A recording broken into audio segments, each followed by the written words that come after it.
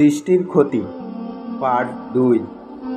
হাদিসের ব্যাখ্যায় মুহাদ্দিসগণ বলেন, নারীর সমস্ত শরীর শত, এমনকি অন্য পুরুষদের সামনে নিজের স্ত্রীর রূপের প্রশংসাও করা হারাম। এতে অন্য পুরুষদের মনে তার স্ত্রীর কল্পনা এসে যায়। আর কোনো নারী যদি পর্দা ছাড়া বাইরে বের হয়, তাহলে সে যেমনই হোক, পুরুষদের দৃষ্টিতে তাকে রূপবতী মনে হয়, কারণ সে পুরুষ তার প্রতি কুদৃষ্টি দেয়, সে কুমতলবই দেয়। এটা আসলে শয়তানের অসওয়াস, যার শিকার পুরুষ নারী উভয়ই, দুজনেই।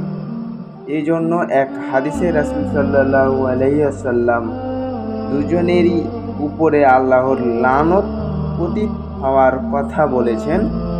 হযরত উমর রাদিয়াল্লাহু তাআলা থেকে বর্ণিত, রাসূল সাল্লাল্লাহু আলাইহি ওয়াসাল্লাম বলেছেন, কোনো পুরুষ কোনো নারীর সাথে নির্জন বাস করে না, শয়তান তাদের তৃতীয় ব্যক্তি হওয়া ছাড়া।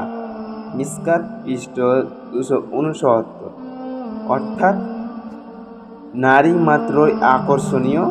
নারী পুরুষ যে কোনো বয়সেই কুপ্রবৃত্তির শিকার হতে পারে, তবে একবারে অক্ষম হলে ভিন্ন কথা।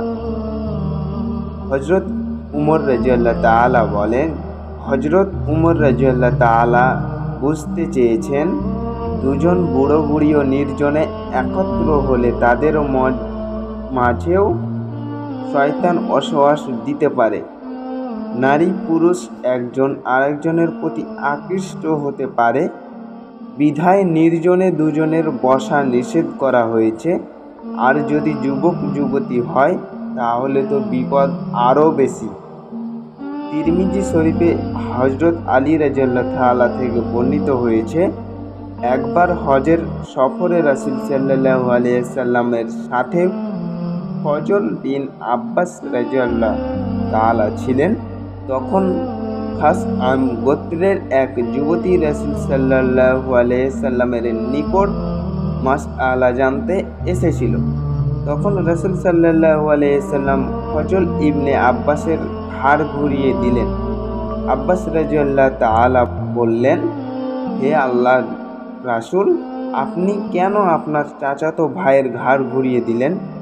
রাসূল সাল্লাল্লাহু আলাইহি ওয়াসাল্লাম বললেন, আমি দেখলাম তাদের একজন যুবক আর একজন যুবতী, তাই তাদের উপর শয়তানকে নিরাপদ মনে করলাম না। এই জন্য একজনের ঘাড় ঘুরিয়ে দিয়েছি, যাতে অন্যজনও ফিতনা থেকে বেঁচে যেতে পারে। তিরমিজি একম খণ্ড পৃষ্ঠা 128। দ্বিতীয় পাঠ কিছুদিন পর।